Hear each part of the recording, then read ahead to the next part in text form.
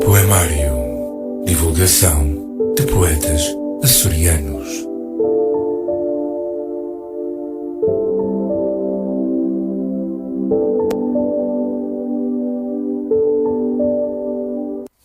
Porque passam 17 minutos das 11 horas e porque a terça-feira está com Manhãs da Rádio no Rádio Clube de Angra e é então a altura do a rubrica que já foi anunciada ter o seu início. Só é possível porque já chegou o Luís Costa. Então, bom dia, bem-vindo mais uma vez. Muito bom dia, Odília, bom dia, ouvintes da Rádio Clube de Angra. Bem-vindos ao Poemário, o Poemário, o último Poemário do mês mais longo do ano. É verdade, não é? Costuma ser grande. Este mês teve 31 dias, 3 meses e 5 anos, segundo o que eu li numa publicação há pouco tempo no Facebook e partilhei, que eu achei já o máximo. Já há muito tempo que eu não senti um janeiro tão comprido como este também, de facto. O janeiro ocupa os 365 dias do ano, o resto é só o resto é paisagem, não é? E sabes que hoje é o dia ao contrário, já te disseram também, é dia de abanares com a rotina, fazeres tudo ao contrário. Ah, é? É, mas há coisas, as sugestões não são muito fáceis de praticar, exatamente. Eu vou cancelar no mês de dia, trabalhar agora. À noite, por exemplo, a ti às vezes dava certo, mas não deixa de ser a tua rotina. Jantar de manhã, tomar o pequeno almoço à noite, nas refeições começar pela sobremesa e acabar com os aperitivos. Esta não me desagrada de todo. Portanto, não pode, não. Eu, por acaso, não me desagrada. Vamos pensar, mesmo. vamos fazer pelo menos uma das coisas que se recomenda fazer no dia ao contrário. Mas o poemário hoje tem que ser direitinho. Não, é direitinho, não pode ser ao contrário. Eu vou começar no ano de 1949, ano em que nasceu o poeta Dias de Melo, na Ilha de São Miguel, onde completou a instrução primária após o que prosseguiu os seus estudos no continente. Em 1967 passou a residir e trabalhar em Lisboa, depois de participar na Guerra Colonial em Angola entre 1971 e 1974, tema de duas das suas obras mais significativas, a antologia Os Anos da Guerra e o romance Autópsia de um Mar de Ruínas. Trabalhou na vida sindical, foi editor de autores portugueses e crítico literário. Frequentou a Faculdade de Letras da Universidade de Lisboa, pela qual se licenciou em 1981 com o curso de Filologia Românica. Professor dos ensinos secundário e superior durante vários anos, foi convidado pelo governo português para o cargo de conselheiro cultural junto da Embaixada de Portugal em Espanha, que desempenhou durante 9 anos, entre 2001 e 2010. Em 2003, em Madrid, criou a Mostra Portuguesa, o maior evento cultural português fora de fronteiras. Realizou 7 edições anuais desse festival, entre 2003 e 2009. Nunca se terá promovido tanto a cultura do nosso país em Espanha como no período em que desempenhou aquelas funções. Tem traduzidos para espanhol os seguintes livros da sua autoria: Gente Feliz com Lágrimas, Antologia do Conto Português, Crónica do Princípio e da Água e Outros Relatos, entre outros livros que foram traduzidos, entre os quais aquele que já falei há pouco, Autópsia do Mar em Ruínas. Autor de obras de ficção, ensaios, antologias, poesia, livros de crónicas e de viagens, os livros foram traduzidos em Espanha, Itália, França, Holanda, Roménia, Bulgária, Estados Unidos da América, Hungria, Alemanha, Grã-Bretanha e Irlanda do Norte, Sérvia, México e Colômbia. Pronto, correu meio mundo aqui os livros do nosso Dias de Melo. Foram-lhe atribuídos os seguintes prémios literários: Grande Prémio da Associação Portuguesa de Escritores, Prémio Essa de Queiroz, Prémio Cristóvão Colombo, Prémio Fernando Namora, Prémio Antena 1, Prémio A Balada e Prémio Diniz da Luz. Em 2016 foi distinguido pela Universidade de Évora com o Prémio Virgílio Ferreira pelo conjunto da sua obra. Foi também agraciado com o grau de Cavaleiro da Ordem de Santiago da Espada e com o grau de Comendador da Ordem do Infante Dom Henrique. Agraciado também com a Medalha de Mérito Cívico pela Assembleia Regional dos Açores, com a Medalha de Mérito Municipal pela Câmara do Nordeste e como cidadão honorário do Conselho do Nordeste, nos Açores. Em 2019, o Ministério da Cultura atribuiu-lhe a Medalha de Mérito Cultural. Gente Feliz com Lágrimas, o seu romance mais conhecido, 5 prémios literários, traduções em 10 países, 27 edições portuguesas, 27ª edição portuguesa, desculpem, em fevereiro de 2017. Foi adaptado ao teatro pelo grupo Bando, a telefilme e a série de televisão pelo realizador açoriano José Medeiros. Adoro aquela voz profunda do nosso José Medeiros. Há uma banda faialense, foi criada no Faial, mas se não me engano nenhum dos membros é açoriano. A banda chama-se Bandarra e tem um tema que é Filho do Diabo. Eu penso que é o Filho do Diabo o nome do tema. Então aparece o cantor lá da banda com uma voz limpa, tipo, eu sou um filho do diabo, e no refrão aparece aqui o José Medeiros com aquela sua voz por eu preciso de mãe. É uma voz, todas são, mas esta é mesmo singular. É característica, aquela, né? E não há ninguém que não ouça aquela voz e não identifique logo o nosso José Medeiros. É verdade. Passando agora para outro poeta, não nascido nos Açores, mas faz aqui a ligação entre os Açores e os poetas nacionais de quem eu vou falar a seguir. João Batista da Silva Leitão, de Almeida Garré. Nasceu a 4 de fevereiro de 1799 na freguesia de Vitória, no Porto. Filho segundo do zelador mor da alfândega do Porto, acompanhou a família quando esta se refugiou nos Açores, onde tinha propriedades, fugindo da segunda invasão francesa realizada pelo exército comandado pelo Marechal Soult, que, entretanto, em Portugal, por Chaves, se dirigiu para o Porto, ocupando-o. Passou a adolescência na Ilha Terceira, tendo sido destinado à vida eclesiástica, devendo entrar na Ordem de Cristo, por intercedência do seu tio paterno, Frei Dom Alexandre da Sagrada Família, bispo de Malaca e depois de Angra. Em 1816, tendo regressado ao continente, inscreveu-se na Universidade da Faculdade de Leis, sendo aí que entrou em contato com os ideais liberais. Em 1818, começou a usar o apelido Almeida Garré, assim como toda a sua família. Peço desculpa, eu há pouco estava-te a dizer Odília, mas pronto, Almeida Garré é impossível distinguir a sua parte literária da sua parte política, porque a vida dele é um constante cruzar de política com a escrita. Claro que sim. Eu estava aqui. Participa entusiasticamente na Revolução de 1820, do que parece ter tido conhecimento atempado, como parece provar a poesia As Férias, escrita em 1819. Em 1821, funda a Sociedade dos Jardineiros e volta aos Açores numa viagem de possível motivação maçónica. De regresso ao continente, estabelece-se em Lisboa, onde continua a publicar escritos patrióticos, concluindo a licenciatura em novembro desse ano. Em Coimbra, publica o poema libertino Retrato de Vênus, que lhe vale ser acusado, entre outras coisas, de abuso da liberdade de imprensa, de que será absolvido mais tarde, em 1822. Torna-se secretário particular de Silva Carvalho, secretário do Estado dos Negócios do Reino, ingressando em agosto na respectiva secretaria com o lugar de chefe de repartição da instrução pública. No fim do ano, em 11 de novembro, casa com Luísa Midozzi. O golpe militar de Dom Miguel, que em 1823 acaba com a primeira experiência liberal em Portugal, leva-o para o exílio. Estabelece em março de 1824 no Havre, cidade portuária francesa, na Foz do Sena, mas em dezembro está desempregado e que o leva a ir viver para Paris, não lhe sendo permitido o regresso a Portugal. Volta ao seu antigo emprego no Havre. Em 1820 está de volta a Paris para ir trabalhar na livraria Aylod. Entretanto, a mulher regressa a Portugal. É amnistiado após a morte de Dom João VI, regressando com os últimos imigrados, após a outorga da Carta Constitucional, reocupando em agosto o seu lugar na Secretaria de Estado. Em outubro, começa a editar o Português Diário Político, Literário e Comercial, sendo preso em finais do ano seguinte. Libertado, volta ao exílio em junho de 1828, devido ao restabelecimento do regime tradicional por Dom Miguel.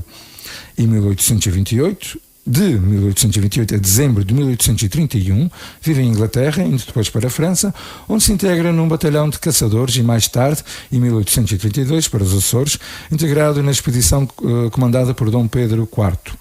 Nos Açores, transfere-se para o corpo académico, sendo mais tarde chamado por Mouzinho da Silveira para a Secretaria de Estado do Reino. Participa na expedição liberal que desembarca no Mindelo e ocupa o Porto, em julho de 1832. No Porto, é reintegrado como oficial na Secretaria de Estado do Reino, acumulando com o trabalho na comissão encarregada do projeto de criação de códigos criminal e comercial. Em novembro, parte com Palmela para uma missão a várias cortes europeias, mas a missão é dissolvida em janeiro e Alma da Garré vê-se abandonado em Inglaterra, indo para Paris, onde se encontra com a mulher. Só a ocupação de Lisboa em julho de 1833 consegue o apoio para o seu regresso, que acontece em outubro. A 2 de novembro é nomeado vogal secretário da Comissão da Reforma Geral dos Estudos. É por essa altura que terá se instalado no Palácio dos Condes de Almada, no Largo de São Domingos, em Lisboa, onde reunia a referida comissão. Em fevereiro do ano seguinte é nomeado cônsul-geral e encarregado de negócios negócios na Bélgica, onde chega em junho, mas é de novo abandonado pelo governo. Regressa a Portugal em princípios de 1835, regressando ao seu posto em maio. Estava em Paris em tratamento quando foi submetido sem aviso prévio na Embaixada Belga. Nomeado embaixador na Dinamarca, é demitido antes mesmo de abandonar a Bélgica. A 28 de setembro de 1836, é incumbido de apresentar uma proposta para o Teatro Nacional, o que faz propondo a organização de uma inspeção geral dos teatros, a edificação do Teatro Dona Maria II e a criação do Conservatório de Arte Dramática. Os anos de 1837 e 38 são preenchidos nas discussões políticas que levarão à aprovação da Constituição de 1838 e na renovação do Teatro Nacional. A 20 de dezembro é nomeado cronista-mor do Reino, organizando logo no princípio de 1939 um curso de Literaturas Públicas de História. Em 1843, foi em 1843 que começou a publicar na Revista Universal Lisboense as Viagens na Minha Terra, descrevendo uma viagem ao Val de Santarém, começada a 17 de julho. Anteriormente, em 6 de maio, tinha lido no Conservatório Nacional uma memória em que apresentou a peça de teatro Frei Luís de Sousa, fazendo a primeira leitura do drama. Em 1849 passa uma breve temporada em casa de Alexandre Herculano, na Ajuda, e em 1850 subscreve com mais de 50 outras personalidades um protesto contra a proposta sobre a liberdade de imprensa, mais conhecida por Lei das Rolhas. Costa Cabral nomeia-o em dezembro para a comissão do monumento a Dom Pedro IV. Em 1851 é nomeado sucessivamente para a redação das instruções ao projeto da lei eleitoral, como plenipotenciário das negociações com a Santa Sé para a Comissão da Reforma da Academia das Ciências, vogal na Comissão das Bases da Lei Eleitoral e na Comissão da Reorganização dos Serviços Públicos, para além de vogal no Conselho Ultramarino, e de estar encarregue da redação de que irá ser o ato adicional à Carta. Faleceu a 9 de dezembro de 1854. Pode ler-se no Jardim Municipal de Angra do Heroísmo a seguinte dedicatória à Ilha Terceira, escrita por Alma da Garré, no monumento que tem lá, logo quem entra, temos aquele lago primeiro à frente, aquela fonte, seguindo sempre em frente tem o monumento de Alma da Garré. Quem não o conhece poderá passar lá e dar uma vista de olhos e ler a seguinte frase, a seguinte dedicatória: não tive a fortuna de nascer naquele torrão, mas a minha pátria, a de meus pais, a do meu património, mas tudo quanto constitui a pátria de um homem é a minha saudosa Ilha Terceira, um dos mais nobres padrões da glória portuguesa. Feita a ligação a nível nacional, então já começa a trazer o primeiro poeta a nível nacional, Luís de Montalvor, nascido em São Vicente, Cabo Verde, 31 de janeiro de 1891 e faleceu em Lisboa, 2 de março de 1947, pseudónimo de Luís Filipe de Saldanha da Gama da Silva Ramos, poeta e editor português. Pouco depois da morte de Fernando Pessoa, foi ele próprio quem convenceu a família do então quase desconhecido poeta. Até isso haviam sido publicados poemas avulsos em revistas de pequena circulação e a mensagem em livro, do valor imenso da sua obra, praticamente inédita. Os herdeiros de Pessoa confiaram então a Montalvor e a João Gaspar de Simões a tarefa de inventariar o espólio literário que o escritor deixara guardado numa arca fechada no seu quarto do apartamento da Rua Coelho da Rocha. E ainda bem que assim o fizeram.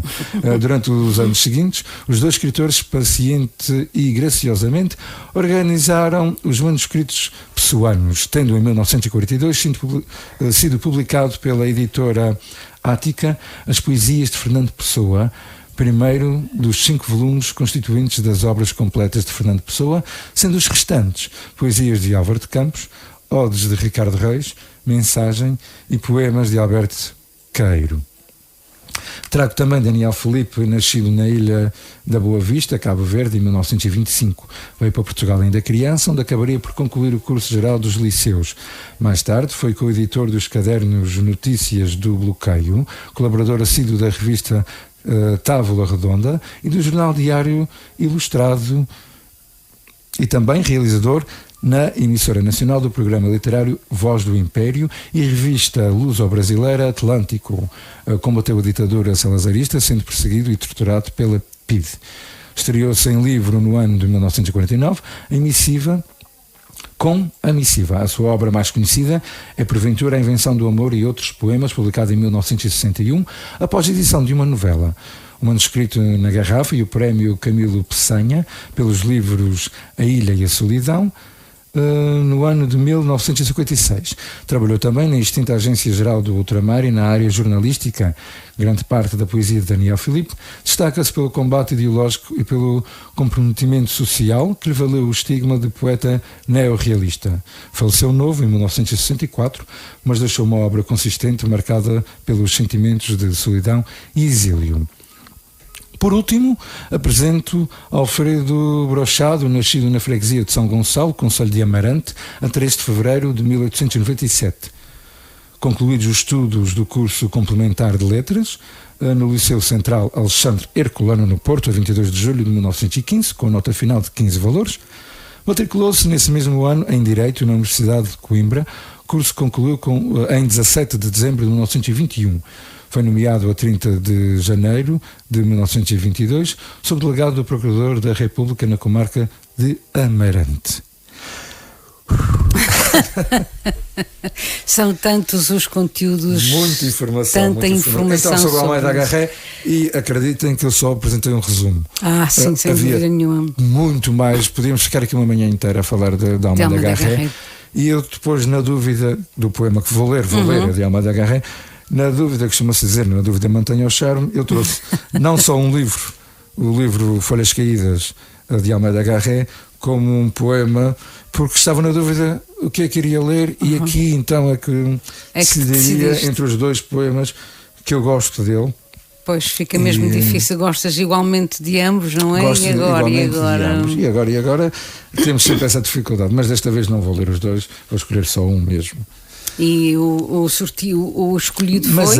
Mas antes. Não, eu ainda estava aqui nos poemas de Almeida Garré, ou o poema Destino, ou o poema Quando Eu Sonhava. Mas eu acho que vou aqui ao livro, ao poema Quando Eu Sonhava. Sim, senhor, e só já para o sabe final. Que hoje é tudo. Pode seguir o Poemário pelas nossas redes sociais, Facebook, www.facebook.com/poemariorca, ou então pelo Instagram luis.mv.costa, ou então também o Instagram do Poemário, Poemário_Acores. Se ainda não segue, poderá também seguir a página do Rádio Clube de Angra e também o canal do YouTube do Rádio Clube de Angra. Basta subscrever e seguir todos os conteúdos que são partilhados aqui na rádio. Para finalizar, temos o meu canal com a nossa rádio também fazer parte da listagem. Não esquecendo, às 4 da manhã, na madrugada de sexta-feira, o Poemário também passa lá tudo o que é dito na terça-feira anterior. Destinado não só, mas sobretudo para as nossas comunidades de imigrantes. Exatamente. E queremos pedir a todos que deixem a sua marca nas nossas redes sociais. O seu feedback é demasiado importante para nós e por isso ficamos à espera. Agora sim, à altura do poema de Almeida Garré. Então, do livro, como disse, Folhas Caídas, trago o poema Quando Eu Sonhava. Isto é tão bom, o cheiro das folhas. É verdade, faz diferença ler no livro ou no computador. Faz.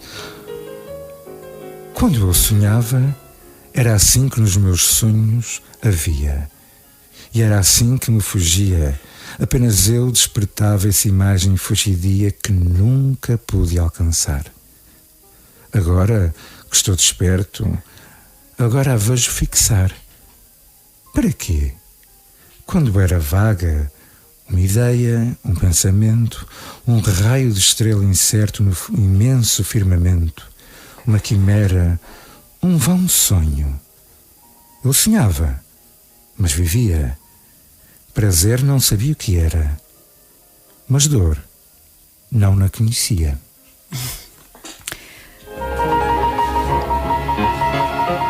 Se tivéssemos imagem, como algumas rádios já vão tendo, vínhamos o Luís a cheirar as folhas quase do livro. Quase parecia a suar no nariz, não estava mesmo. Mas não era mesmo a aproveitar no sentido do olfacto, porque de facto um livro na mão faz muita diferença, por mais que possam dizer o contrário. Por hoje ficamos por aqui com este belíssimo poemário.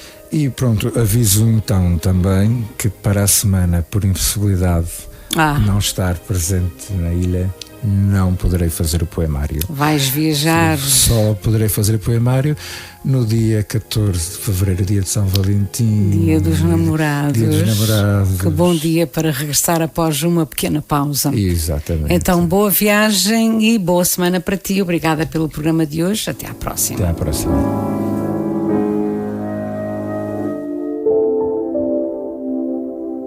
Poemário. Divulgação de poetas açorianos.